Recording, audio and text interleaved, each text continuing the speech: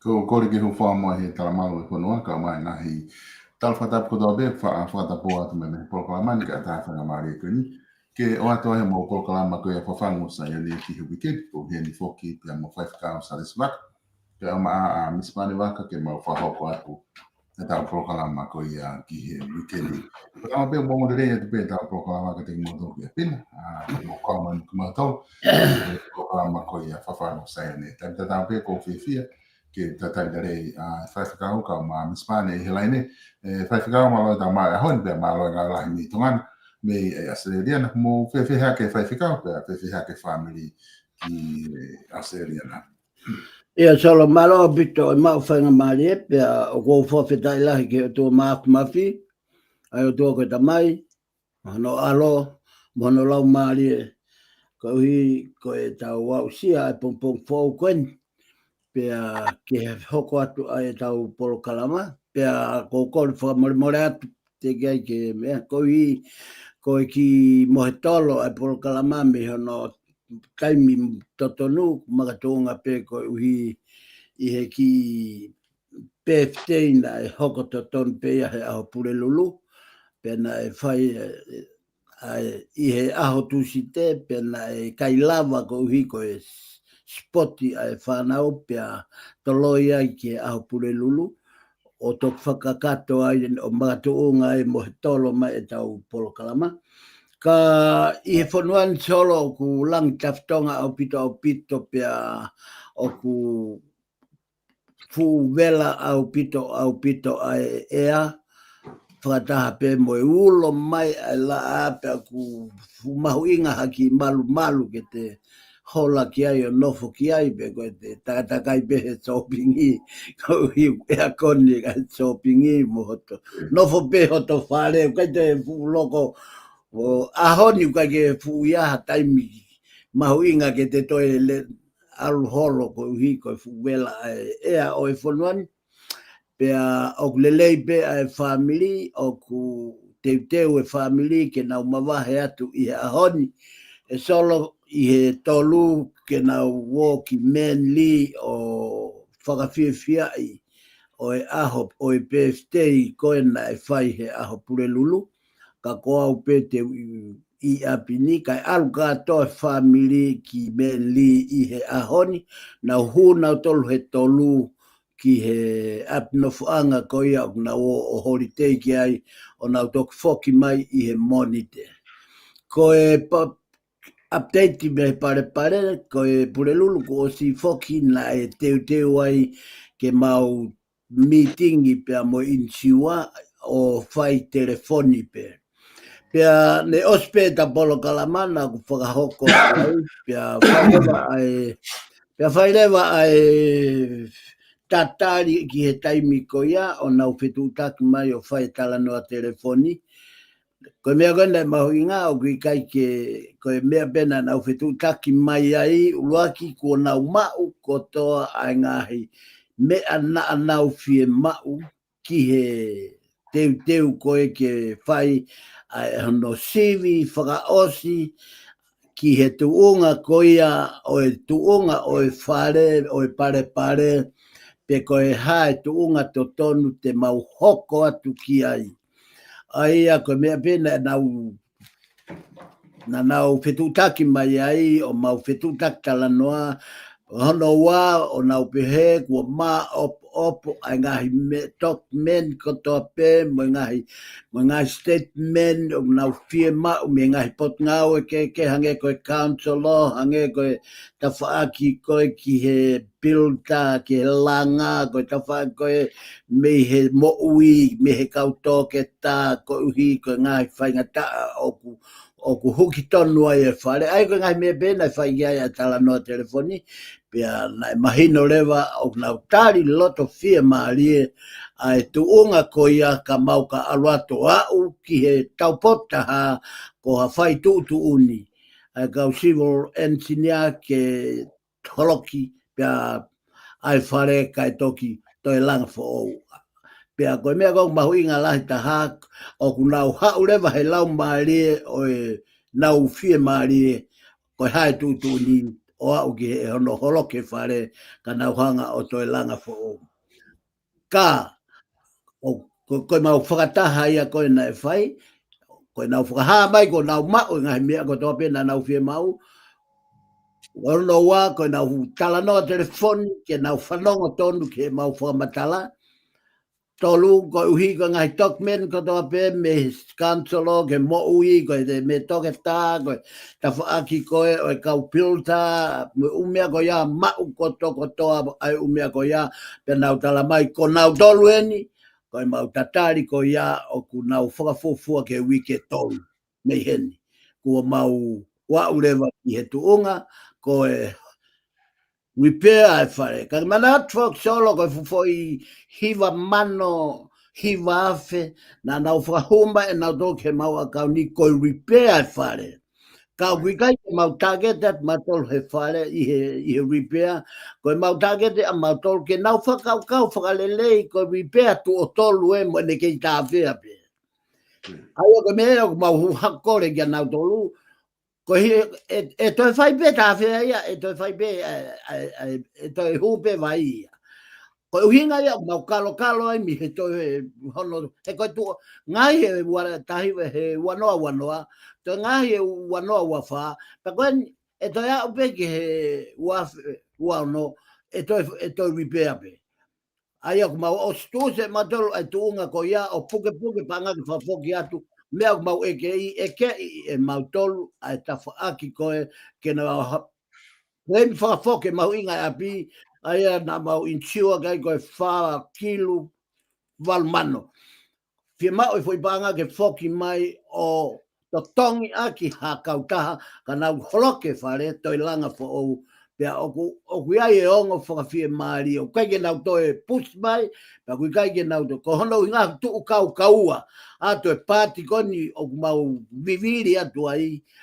mehe kansolo mehe toketa mehe pilda ko e tuunga ia ki parpare ai solo mahalo hil pe toi mau he wike tolu ko ni ha update kai oa ku tau toki mau ki he tau fo o ka whakafoke solo malo apito malo bito fai fica fa malo atu he lava o apeti mai ai tunga qui ai pare he wiki ko toa pe ke lava ki mamata ke a fa no ha ta ka ni ngahi ta ko ni ko ta situ atu ke ta fononga mai a ku ke fai te fononga ko ni ko le la ko ki unga tua i te ka ku fononga pe fai fica we ko misman como fefe ha ke ni como ta fa ki Malo pito solo ka mampa te kau ko sa fokalani o ku hangi pe ko tabe e te kau.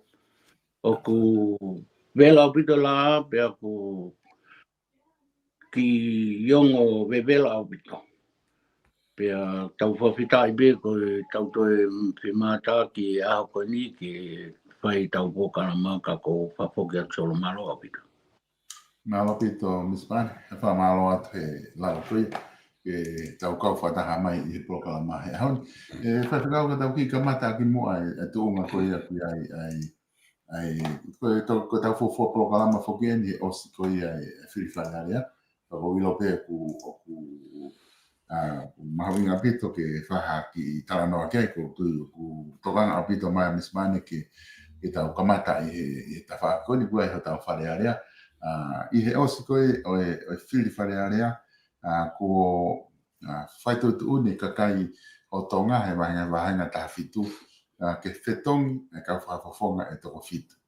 I he whakaukau koia o ku whamalanga e koe whiri whapotopoto ku whakaukau e kakai i he whiri koe ni kuna whai kuai e toko nima i he pureanga lo tonga na ke i loto pe iai me toko nima i he pureanga koe na e ki mua no kau popo no i loto pe toko fitu rewa o ku fitong fo o mai ki nga to ai ako tonga tapu ua tonga tapu ono tonga tapu walu hapai taha ua hapai taha tolu wawa taha nima pe amo niwa ai ako ngahi fitu uia o ku fitong ki nga tolu i he whiri koe ni whewhe anga homo wakai ki ai ke tuunga koe pe amo e ola koe ai whiri whewhekau.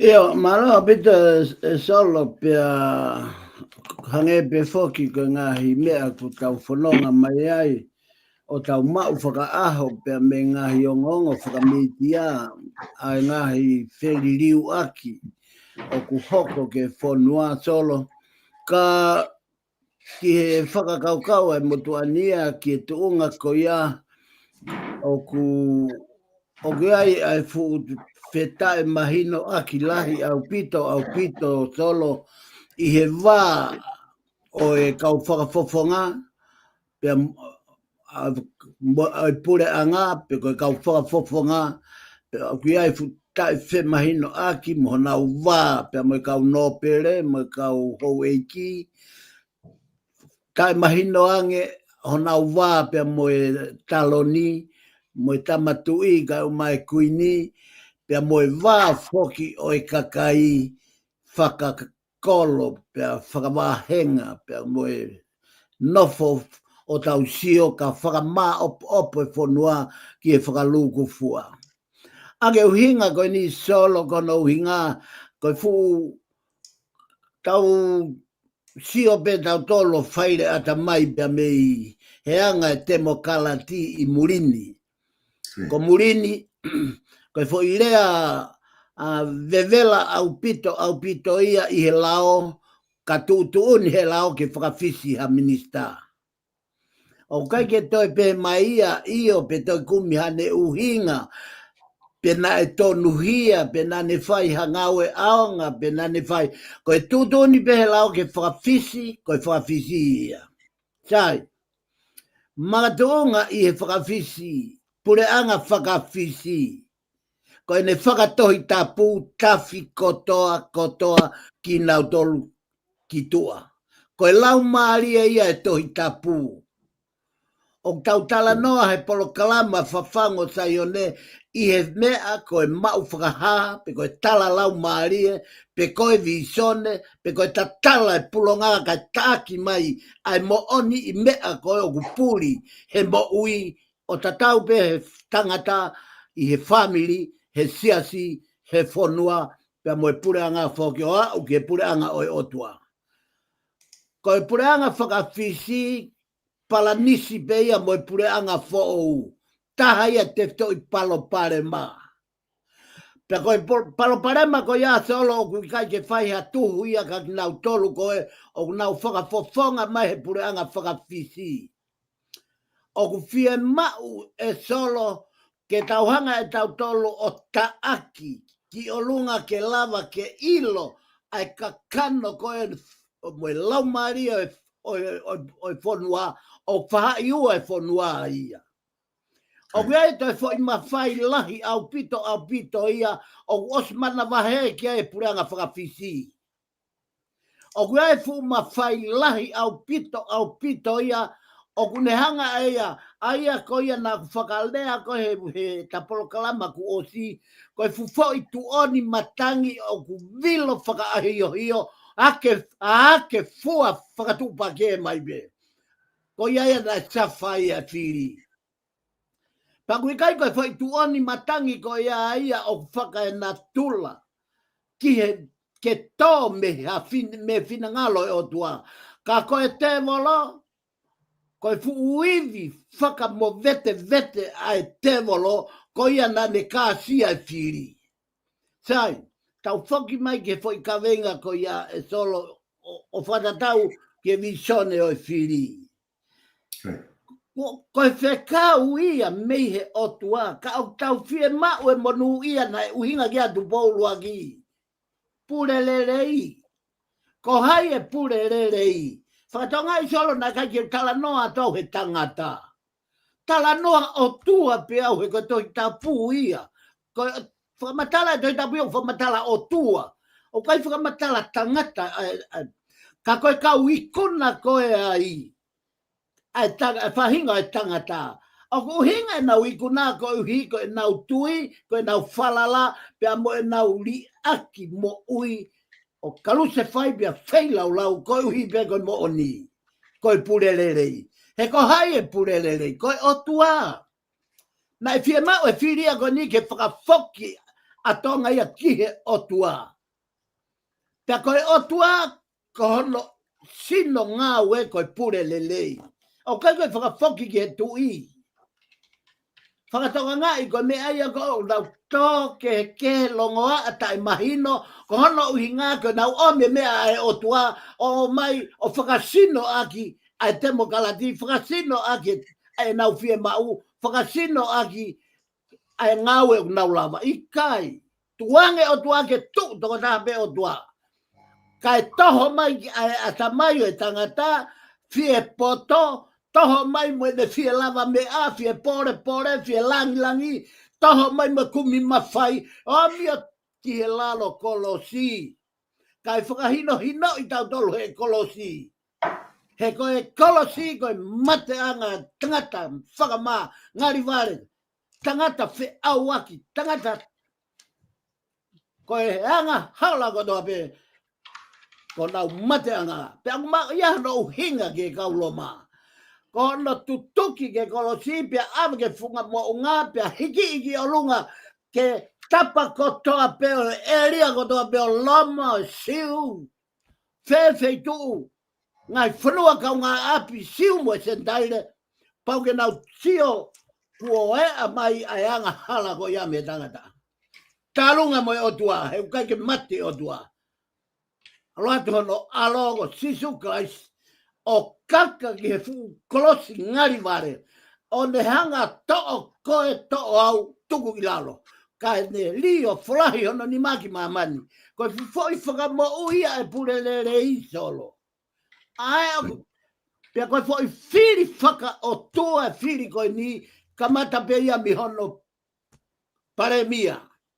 Koe kau tangata koe nau tuu i he tawhake pare mea. Kau tangata ui ia. Ka ke whakatonga e tae mahino ki he kakai. To e toho peki nau tolu ke mala ia. To e toho peki nau tolu. Ai whonua ke tau au ke tuunga. Koe whai tuuni e o tua. Ka ke manatu solo koe o tua. Koe ene hau, koe hau. Koe ene situ alu, koe alu. O ku kehe o tua me tangata. E toi whaki mai o tua. I e o ka pau kai te gai mahino ke tangata. Tonga ai tuunga kui ai mahu inga e whiri ko e ni. Whakawhoki ki he o tua. Whakawhoki ki a tupo wono. Whakawhoki ki he paremia ki a aisake eke. Koe uia aisake eke ia. Koe toi whakamatala mai e ngahi pare mia o au ka kia whakawhanua ko au kia hai, mo hai. Koe haho nau kākunga ki he pani ai otua. Ka pau koe pani ai otua, ui ko tupo wono. Koe pani ai otua ai sake ake. He na e hoko atu i he foi tau pe e wha. Hoko atu e pare mia e tolu pe wha. Pea kui kai pe mau hano tangata to tonu hiri. Ai ngai whainga taa mai tō. Tolo mau fu lo e kuta noa ngalo ia uia ko e tau polo kalama ko pe au ko e malanga. Malo Vito, whai whikau kata ki iafe mai ka Misman. Misman, ki whai maha wakai ki he tuunga ko ia. Ku wau gai e tau whili whare rea nei whahauka tōpu eru. Malo Vito, solo ka mawhai whikau e tau toe hau e aoni ki tau toi pōpō tala noa. Pea moe kaweina pelere ai polo kalamani solo moe ngahi tala whakavisione o kou kei nofo pe ai. Koe tala whakahaatu i, o e laka whakahaatu i, koe ne toki, koe tau toki au eni ke tau sio mata i he mea koe nei uhinga o tuaki ai. Mo manati na aku tau lawe ki he laka whakahaatu i, e kamata pia mia tupou nima mo tupou wono ai longa a. Kai tau te whito ki a tupou wono na ne kamata hono whakama opo o i whonua. Ka ne tuku atu e ne whie mau mo ne whakaamu ki tau mui ka hui kai peke ia hea tahai ai tō ni mai. O kou kei nofo pe he whahino he moni, ka tuai mai pe wawe mai, ka kua pau piki tau wau tau tolu ki ai. Ko e whakalawe koe ki he whiri pare mia. E solo ka mawha i whikau. Na e o sto tonu ke mahino au pito ki he kakaitonga pe moeongo pure anga loua. Ko e whiri pare mia na e whai he whinangalo e tui. Ko e tōwholofola e tui, ko e whiri pare mia ia. Pe na e to tonu ke mama, ka pau o tau lue mama e lotu mo e a ko. O to tonu ke mama tau lotu, mama tau a ko hen. Ko e whiri pare mia pe ni na e tōwholofola ki ai e whinangalo e tui. Ko hai ke tau toi tu, ke tau toi whai o tau loto. Ko e merino e whonua e kamata ia hen. Pure anga koe ni koe na tau tok situa me iai. Peka pau he kai ke tau toi whiri pure anga po o. Koe toi longoa e toi lahian. O ko tala noa pe au me he iwi mo malohi o e mea koe na e tala paino ino e o tua pika waku pe mo tui tupa uono. Ko hono lo tongo mo ene whaka amu ke whaka maa opo kau mui mui. Kana i kai ai hataha ia toka ngāti ai. Kau to he aki pe. Ko e paloparema whakaloto whare o foi pure anga e ua koe ni. Hono whaka maa opo ko e whoke pure anga whawhisi. Whakaongongo ki e tui.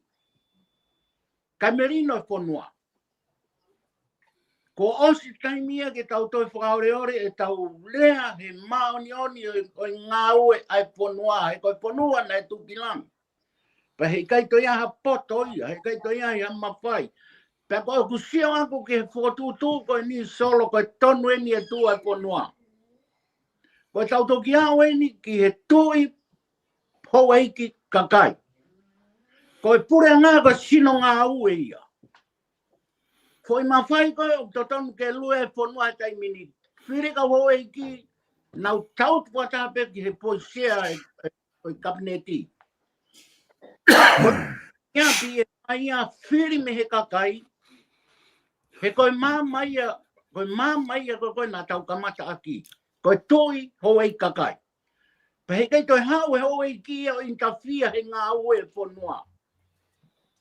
Toko ange ke kakai pie mā pa moe kau minista ke nau whakalere ai ngā ue pa moe whonua. Ka nau hau peo tautu ko whamā opo pe. Pe ko whe ai whaahi o nau taha ki ai pa whai ia. Kau whafoki atu solo malo o pito solo. Pito, mikwani koe, hange koe nā tala noa ki ai i he ola koe ne whiri ko tā wau ki he ola. Pea koe toko tāwhitu koe ni ko whiri mai, pea me toko hima koe ka mnoo pere. Tēnā hoko atu nā tolu i wharearea, ke nā tatake whanua. I he tau e whaa koe ni ka hoko mai, tuke he ka pai aha whahi ngā isi ke hei, e hoko he moe he wahaa koe ia. Ka kotui mahalo koe hoko mai koe ni tēnā hoko mai nā tolu, o lere e whi tau e whaa koe ia whakala, ku whake ngeti ki nā tolu. E whakau koe tu ufoke tai nini, o ku Tika ke mahino tau pare mea hangena ke kamata taranoa ki ai. O ku kei whai e area ki ai. Ai kau whawhawhonga i whare area. Nau taranoa ki ai te nau toki i ui e nau whoki ki he whare area tonga. Pea toki whotu ure vai ngā hingoa. Ngā hingoa e whaa ku o mahino mai ku tuku mai o ao mai ki he aneafi.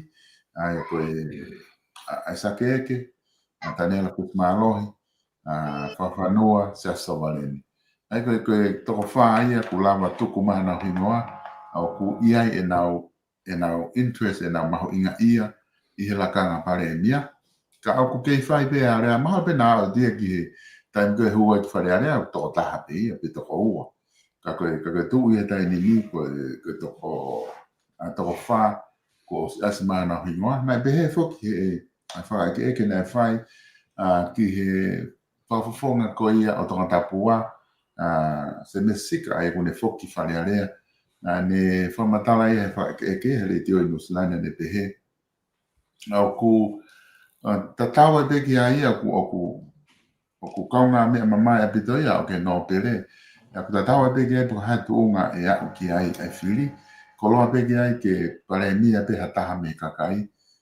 Ko ngā ko si whi unga pe ho eki. Ke nau sea e whare area tutu ni fuki e ko nistuto ne. Ke sea ko pau ke no pere sea koe i whare area koe pure ua. Ai koe pure ua ki e ni pure anga. Ai nani pehe ke ne wha amu ke pare mia pe taha na e whiri mai koe he kakai. Ke pare mia pe me kakai ko ngā ke nau nofuna tolo i he pure ua ki. Ka ku whewhe e whaika o wakai ki he tunga tukuani e tau whiri pare mia.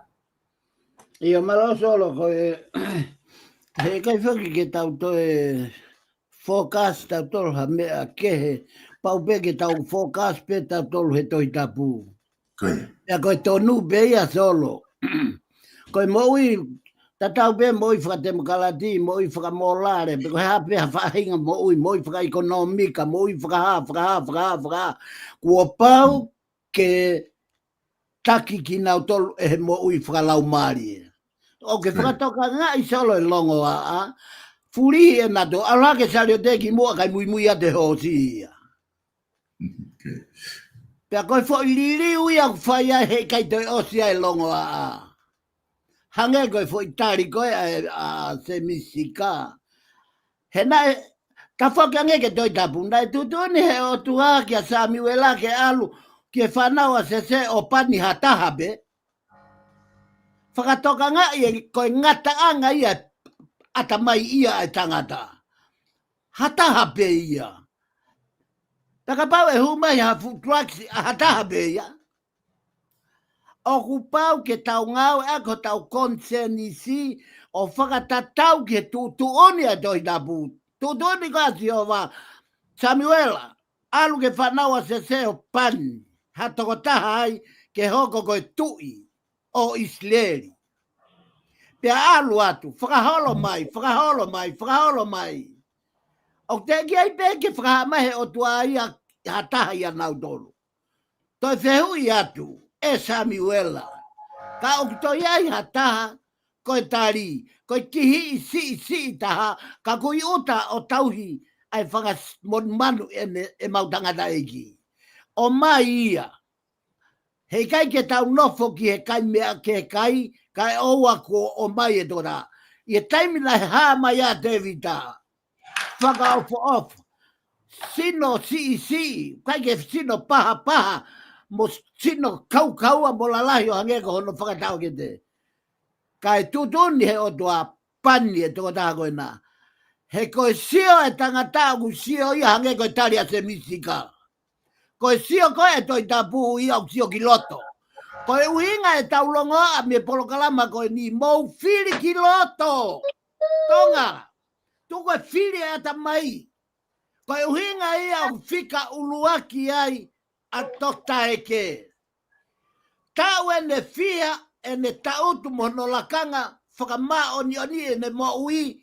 Koe whiri a koe o ekere ai koe nei uhinga ke ai o tua. Koe tau alo ten ke toi whakamatala i pēa pā e a nā a e. Ai tohi tapu ki e fukau poto mo e fukau paipatonga.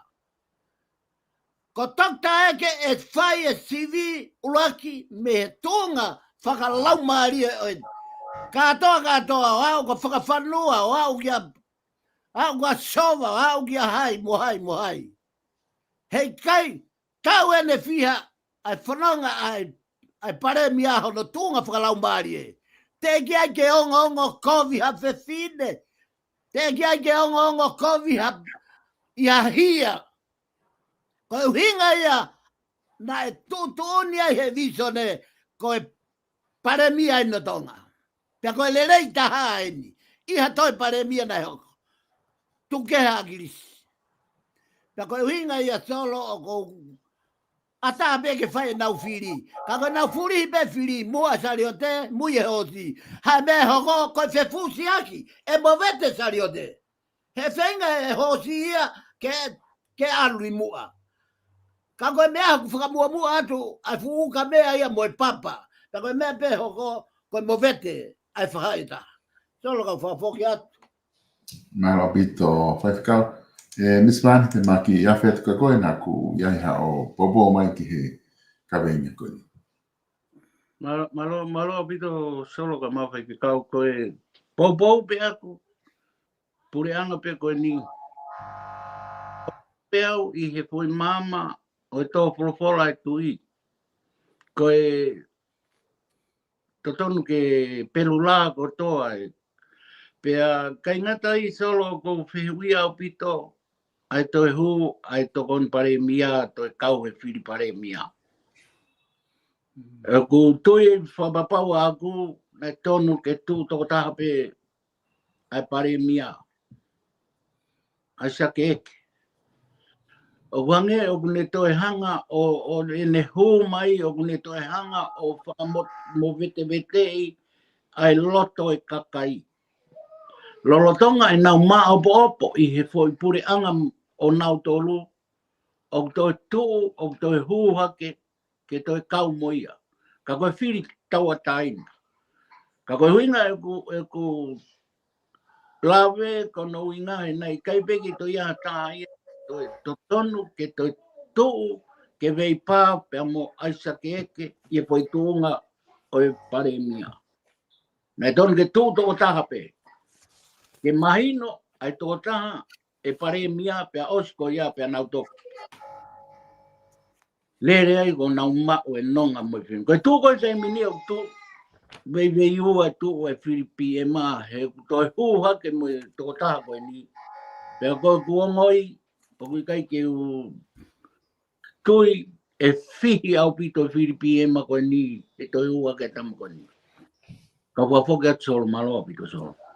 Malo apito Miss Pane koe angai fuka lau tika ke mahino ke whapapau ko ni toki le sisita ki wharearea toki mahino lewa koe official e ngai hingoa ka koe pe moni he ko ki mua whoke nau le sisita ko pau ke nau whearea aki hol ke mahino kua hakau pou ki he kau kantiteti ko nau loto ke hiki nau ni maki ai ka tu koe ni e whakau ke whaosa ki mua e whakau koe ni o ku whaha amanaki ki ho makai ki he mei he wholofola ki he pureanga e whau e leleanga ki tau whau pe me ka whawhonga tau tāwhitu pe tatawa e pe pakao atu ki ai o ku whau me kau no pere pe me kau whawhonga e lawa ke whau ke pureanga ka koe ange koe whakau kua na ke o mai koe lele taha ke hoko atu pe toe ta asa ke pa me pureanga lo tonga mani koe te na popo ki ai. Mahina o pito pe ta no ia ai folfola pe mama o pito pe ia solo ko hi he ko mea ko to pe ai pe ko na ku fa to lea to aki na kamata pe pureanga fratemo kalati ia me pango ko hi ko atamai pe mo mama o atamai pe mo whakalaka o mo ui whakai mama ni ai o kuna uhanga ai o tu hange o separate hange o ma vahe ai temo kalati pia mo tui whakalotu. Nai kau ai whaifkau ko siperi tari ai I hono malanga ai mahu inga tohi tapu mono historia ko temo kalati na tafe mei ai. Pia o ko wango o mata vai talu mehe pekia ai whaifkau iloa goini ko siperi tari ai. Pia ku hange ka te au o ku lo mia he kau whaifkau mo I kau toke tātou I tapu, o au peke kau poto whakata mai he ngahi malai ke, o au whoki ki he tuunga o ku iai ai kau palo fesa mo mea.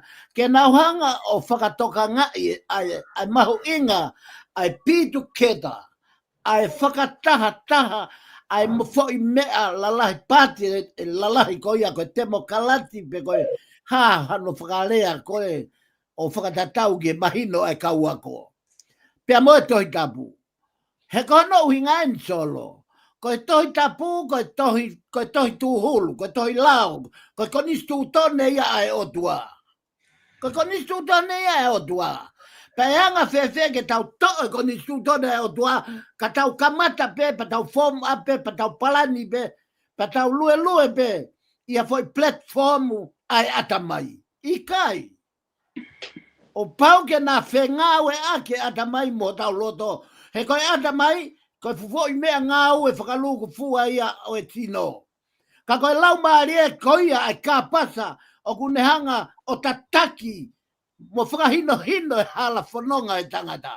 E ho tau konsensi. Ko tau atu peo pāfua ha mea, pe te tau atu o mahino rewa koe whai tutuni hala o tau konsensi. Pe kou tala noa whakatohi tapu ke mahu ina, ke whakavete vete e tohi tapu, ai mahu inga ke tataki ki tato he mama whalau maari e, pe toki mui mai e sari o te koe aho tau ata mai. Pe koe uinga ia mea kou wha tala noa pe he ai solo. Solo koe tū koe tai mini, ko os manatu na e toi wike ia e ua pe tolu ki mua pe tok whai whiri ko os mau e o tua ia. Na pua ki atu e rea ko ia. Pe kai ngatai, koe tū koe tai mini ko aisake eke ko ia tene hanga o to e paremia. Kau kai ke unofu au ia aisake eke. O ko unofu au kau tai mahino. Ko hae mea te moutoi vei pai, ko os mahino. Ai ola taimi mahina pe e hiva, kamata ke longo noa fonua, kamata ke merino fonua, kamata ke ongo i fonua foki mai ho nau tuunga, whaka apa i ho nau tui. He koe tau whaka apa o tua e whai ki atu po wono. O te ke whainga ki he o tuata e te ke ilo ho tui, ho pani. Pea koe taha ia solo e mea, o kou tala no au he toi tapu me he loloto whakakonsenis. He o kou mahi noi e au ai longo a he toi tapu o maka tuunga koe lea aki he ngutu ai whanau i whou osiko ia. O te ki ai ke whanau i whou e mui. Ha mai e o la kona. Ha mai e fua koe loto kovi. Ha mai e fua koe pore. Koe mea kou tōtou rea ki solo pa te teo whakaosa pe he fuloloa e ku tala noa. Kou whakafoki e tangata ki e mea o kui koe whanau i whou. Koe tama te i hoto ki tā solo. O ke eila taimi o ku mate ai hoto kita, ko e taimi, mahala e sayanke ki afe ki ai pe te huhe, ko hihe ku wawe tau taimi. Te tala noa ke tau kei, pia mo e loloto, o e tala mau whakaha. Ko toki vete ni heni ke mahino. Pakai ai hata e te hui ai gen. Ko e taimi kau te tam te ia hoto kita, o ke ai foi whakailonga e ua koe ni uraki. Koe mea ko tō pēu ke loto ki ai, koe mea ia o tau whihe o tua. Koe mea ko tō pēu o ku i kaike ke loto ki ai, koe mea ia, whai e mea koe i o kaike ke loto ki ai, he koe o tua ia.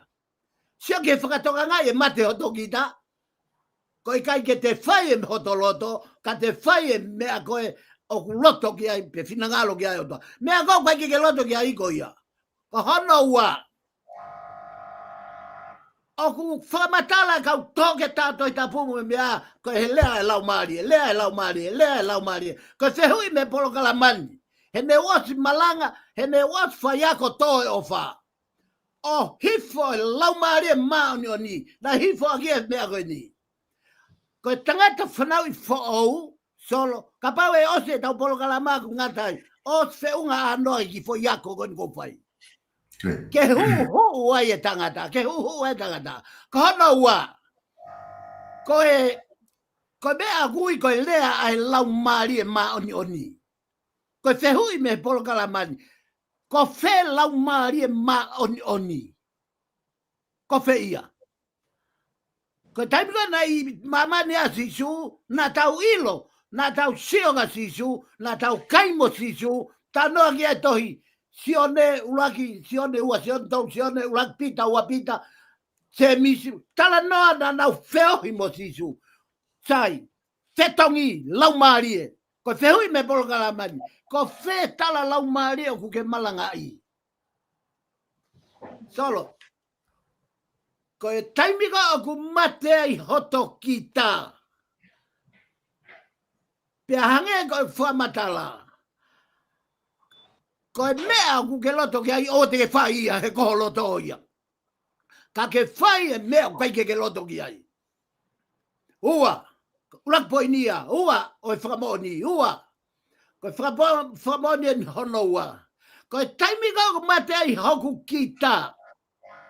Pea whai te riha re wau. Ko hea mea te walo whai.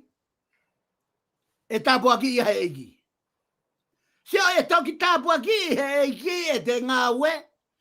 Solo ka e hua tuai pe ki mea whakawhoko ni. Nai tā mai wharimahaki ke waloange. Ia ahoni pia te uia e hawhi ni maa. Koe whewhine ku mau hono monga he kansa. Pia koe whewhine au kai makakonga. Pia mahalo ko ilo tala noa me iai. Pia tā mai wharimahaki. Te ua uki ai he ahonu whakamou e whewhine. Koe kansa. Ka te whakamou e whewhine. Paka ia whainga maare programa te hanga o mai ke ha o tala loto atu. Koe mea ai o kou kurtau tau rea atu ai, o kikai ke tui ke kau toki tātou i tapu koe ni, heka whakamatala whakata mai. Uraki e poini. Koe taimika ko mate ai hoto kita. He kai whaki ke ilo koe pe ko whe lau maari e. Ka koe lau maari e guia te au, guia sāre se lau maari e. Pe koe mate pe he hoku kita. Koe mea koe te walo whai koe rea ia e lau maari e. Whakatoka ngā iange. O kai ke lava wala ke lau maari e. Ka ku ke lava ko whai ai loto mo finangalo e lau maari e. I he taime o ku ke mate ai. I he taime o ke maui ai. O ku ke koe me lau maari e. Solo, ko ki update whakatau kei no ko atu. I he mahu inga o e whehu i nāk whai. Kau whawhoka solo malo. Malo pito whewhikau. Taki formai ki a Miss Pine, ki ngā ke ni whama apopo mai, i ka venga ko ia, ka taimi kuto e ai te mata whoki me pe whewhikau, ke o atu ke te koe ke tau popo whalau mai. Malo pito solo ka mau whewhikau, koe te ia mea e, ko tokang ki ai, koe hange koe mea ko sio ki a uia ki ai e tau ngā unu koe ni koe paupare ma whakai loto. Ka pau e saipe loto e taha kotoa pe ia ki he pēo ku maa pe mea kotoa. Ka ko whawhitai lai koe lere e tau pōklama ki tau whamanatu ai ngahi mea na e o stala whaino ino pe ia e o tua e oko mai.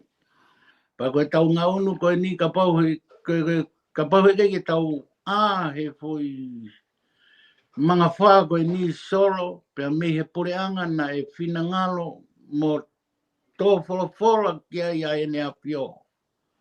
Te tau wau tātou ke tūnga toi malohi ange pia toi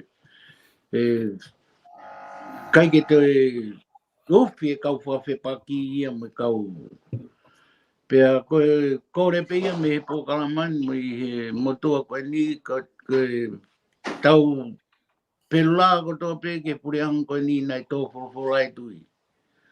Tuange mauina foi tau e wha uak koe ni ke nau whakakato ai nau ngahi whakatūtū pea mo nau ngahi palani ko tō pe nai na nau hanga whakatūtū i he foi mahina e walu koe nā tau situa ai nu tau situa me ai. Pea ka pau hei kai ke tau to e more pureanga koe ni ki hoi pureanga po. Pea koe ke tau to e whoki pe ke mea ta tau pe longoa mo e paupare malahi e to e laiang. Kau whapoki a tolo malo a pito. Malo pito Isman, whawhikau ko tui mahalo ko lama tau ko maoloaki, ka tau tuanga atu e tōna tau taimi ka te koe, mo e tau kawinga koe ahani, koe aho e iki. Ia malo pito solo ko hika tau hage ko ki miniti ko ne ono toe pea ki he tau te pili whalau maari e o e aho ni koe kawinga e koe aho o e eiki. Pea tala noa rewa ia matiu wahi wa wha vestou taha, ai au pehe ai lau ai vesi. Pea tene whekau atu, a ene kau ange o ke iwi ai talpite lahi, pea te nau tanaki ene kakai whiri, me he matangi e wha, pea me he ngataanga o langi, o au whoke ngataanga o e langi e taha. Tolo koe, i he tau whakaosi koe ia e toi malakai, o ku tala noa ai palofita ko Malakai ki he aho o eiki. Pe au whakarea beia e tohi Malakai ko e tala whekau mia Tihova. Aia ko e ono o mai o e ngai nunua. Mo ngai whainga taa e hoko he aho whakaosi. Aho o eiki. Ko tala no ko ke aho o eiki, ko tala no ke aho ko e whakaosi. Aia o pehe Malakai vai tolu vesi wa. Ka ko hai tene matu uaki ai aho o ene ha ere mai. Pe ko hai tene matu uaki o ka ha mai ia. He o hange haafi o kune sivi ha tiriva be. Ko taimi ka o ha mai ai o tua. Hei kai ke toi ai ha veve.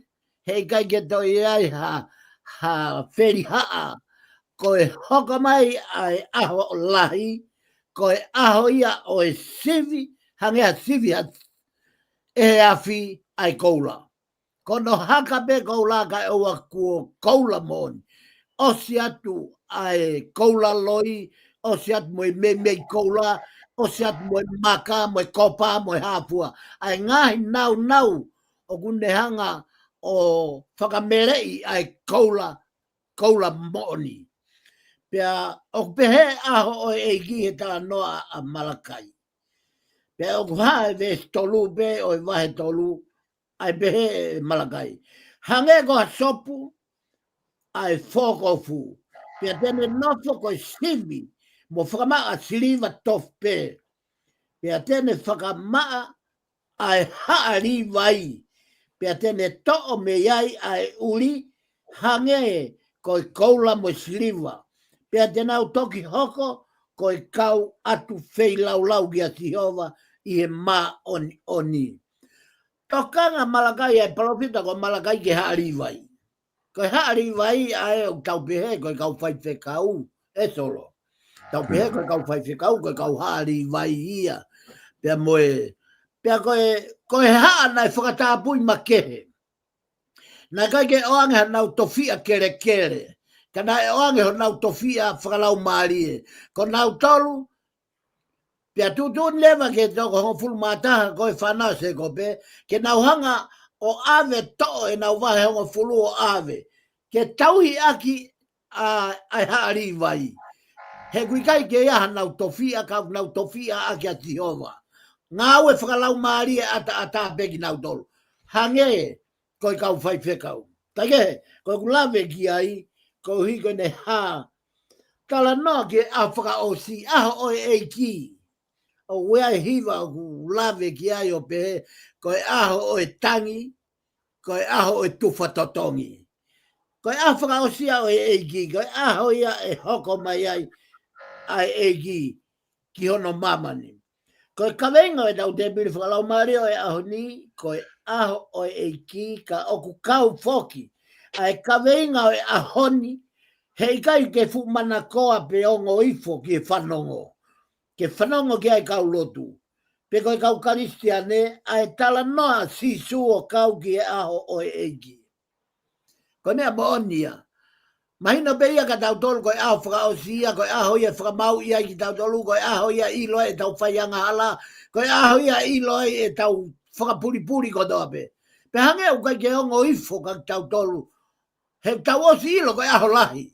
Koe aho e fuke iai a e te toonga mo ui mo to ulunga ngā he mo uini.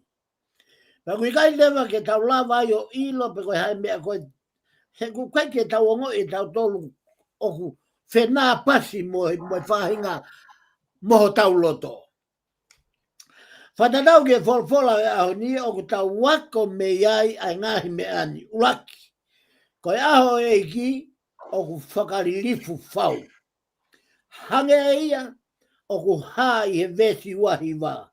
E mate ai laa pe e whakapouri pe a tuu ai ngangana i ngahi whetuu ki mamani. Museo ke whakaririfu e aho o e eiki. Tāno ane aho o e eiki. Koe tangata ko toa pe mo e whewhine ko toa pe o kia no aho. Aho nei whanau i ai. Aho nei ngāwe ai. Lava e ne ako. Aho nei mari ai. Aho nei mahamahaki ai. aho na e tokoto ai whare mahaki, aho na e peki ai. Aho na e whanau ai, aho na e peki ai. Ko e tangata mo e whiwhine ko toa pe o ki ando aho lahi. Ka au tau tala noa ta tohe aho lahi o e eiki. He koe eiki, ko ia o kua ana e mamani, ko ia kua ana ko e moau, ko eiki o kua ana e family, ko eiki o kua ana e leipolo e siasi, ko eiki o kua ana e tui, ngahi tui o mamani, ko eiki o kua ana e kaulopere o mamani, ngahi wharere o mamani, ngahi pureanga o mamani, ko e aho o e eiki. Ko e eiki, o kune mau katoa ngahi mawhai ko ia. Hange ko ngahi tala noa na tau whai ane nai. Pea kai ngata ai e solo, ko e fu aho ko e eiki ko e awhakaliri whau ia. Hange ia, ai aho ia ko ia, tala mai ko e aho ko ia, ko tala noa e ko e tonu pia me fofonga sisu.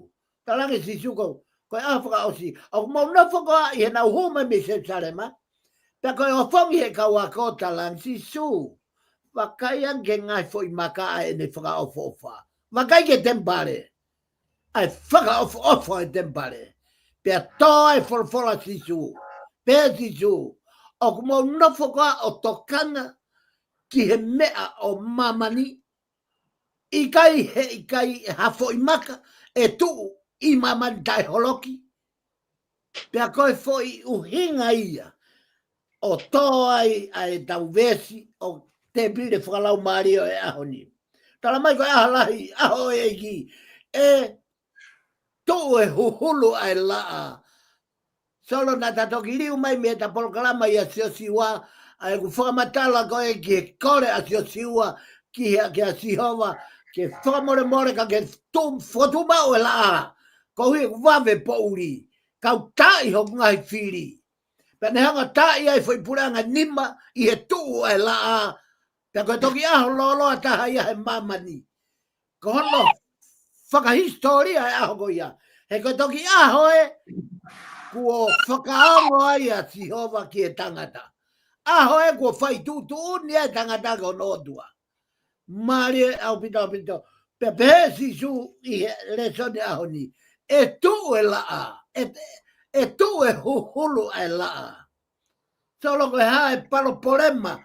Ka whai ange, o ku taulotonga lele he melere he hala, pe o taulotonga puna he waka puna he ata, pe a ovare pe kua toha fu whakapouri. Ko e hare vai mea hoko ke mou ia tangata. O whakatū tāma ke aho o eiki, he koe aho lahi, aho whakalifia, aho whakalilifu, aho whakamanawahe. E tuu ai huhulu ai laa. Kai ha?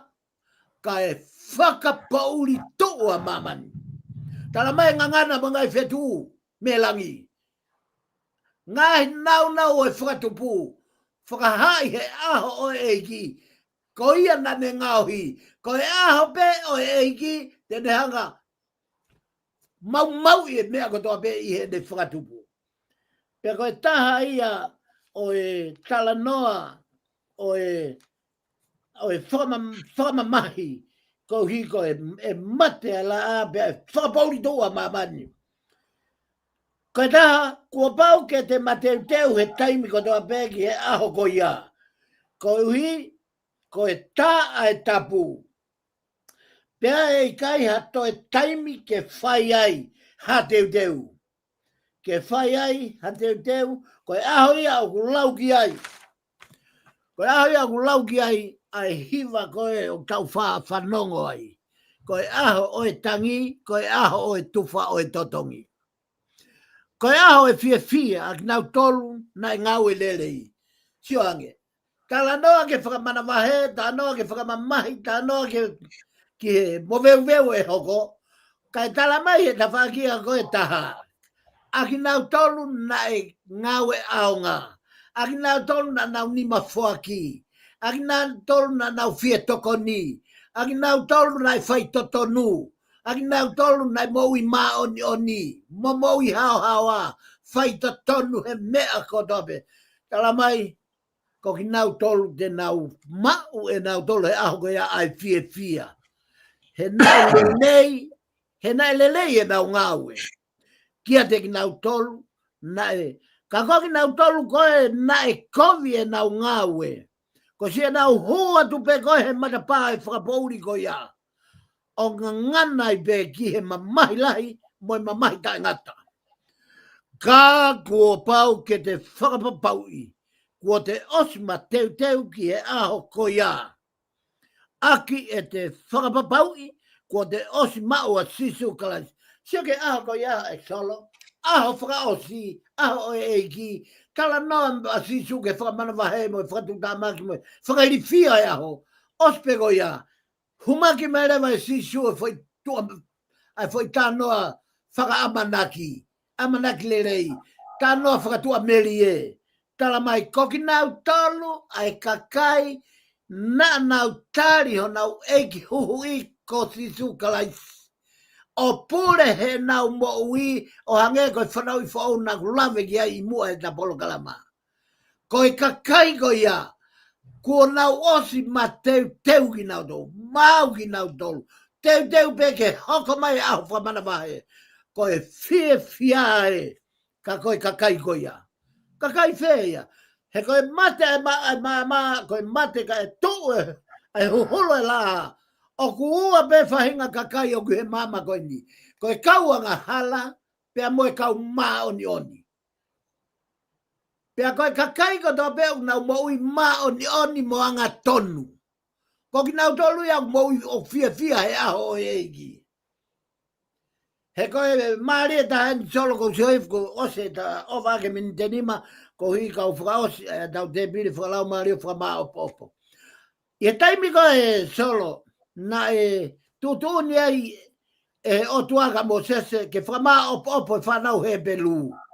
Pea me ispite ko hongo fulu maa ua I apo ko huatu o whai e whakaauha o ispite. Pea tutun leva e o tua kia siosiua, pea mo mosese, pea mo elone. Ke nauhanga ko efia fi, tatata mateia ne ki lami. Pea nauhanga o tunu ai kakano ko e nau pasova ia. Pea kui e pasova ko ia ko family pasova. Ko e pasova whaka family. Pea koe taimi ko ia, pea lilingi hono toto, pea ko ia na tuuni e o tua, ke na o vali aki tae kolosi he kaumatapā, o e whare hepe lugo dobe. Ko hui ko taimi ko e hoko toi, e lau mari o Tihova, ke whai whakauha. Ko e wakaipe ki he toto, ke tata, pea nau whakalaka me api hepe lugo ia. Pea ko e uhinga ia solo. Ai aho koe, aho whakaosi. Koe ne tuu, whai tuu ne o tua ke tuu e huhulu e laa, nganganda ngai whetu mate moi mahina, pea kaupauri a mamani. Koe taimia ku haere mai kau angelo fili. O too ai kakai ko toa pe koe whanau fili, ai otua. Koe whehui me he polokalawaman solo. E anga whewhe ke toki hau, ke whai e whiri, kua tuu e laa, kai kaupa uri. Tena wilo whewhe kau maa oni, tena wilo whewhe kau wangahala. Ka koe tari en solo. Whanau ke tari, ke na whakaosi aki. Koe toko taha ko toa pe, o kune Australia sisu, e ulo e kolosi ia, I he kaupa uri. Hau pa uri, ai kau angelo whiri. Ke tānaki e kakai whiri. Ka koe nau hau, koe toko taha ko tō peo ku ulo ai e kolosi, koe toko taha ia ku ave. Koe toko taha ko tō peo kai ke ulo ai kolosi, koe toko taha ia e devolo. Solo, neo te kai ke osi e ta polkanka ko whakama opo katoa mai, koe moui aho o eiki. Kai tau te whito ki he kuonga whainga taa molonga a koe ni he kuonga whakauti, koe kuonga e lau maari e maari o ni. Whakapapau I koe. Pea I kai ngata ia te koe pe. I o moiri whakalau maari e. Kai toka ngai. Whakapapau I moho hoa. Moho ki whanau. ko nau tari ko toa a kalaisi. Pea tae whakailonga e kolosi, te ria e hoka mai, a e kau angelo fili, ke tānaki ki nā tolu, ke ave ki he pureanga, ka koe pureanga tangata. O whātika ki mo tolu ko toa pe, o ku moua whea e tau te pire whakalau maari o e ahoni, pea ko kore whakamore atu ko hi koe polokalama o e ahoni, ka kia ngai lea ki kai tāu mo koe, ka ke whakamore ko hi lima i honi maka, neongo e take ke he ka tataha he tata ai ana o ku ia e te pire whakalau maari ahoni. Solo ko whatika te koe mo vimponi, o whaki tāpua ki koe lau maari maanio ni, pea ke ne whakaivia koe, ke mau haivi lahi ko hi, ko ho whai whatongia i he whakamama o i kakaio e whanua, kakaio mamani, ngai whaamiri tiasi, o whatika pane, i he hoa whai polokalama, pea o kou tatau atu he, ka tau toki hoko atu, tua eiki o whatu. Whamalo atu whaipika, ke lawa e tau polokalama hani, whamalo atu Miss Man. Whamalo atu ki a tingi mo tōko tō pe, mo kua o mai, tau toki whilonga ki i he polokalama ko ia ka hoko mai, ka mō mea.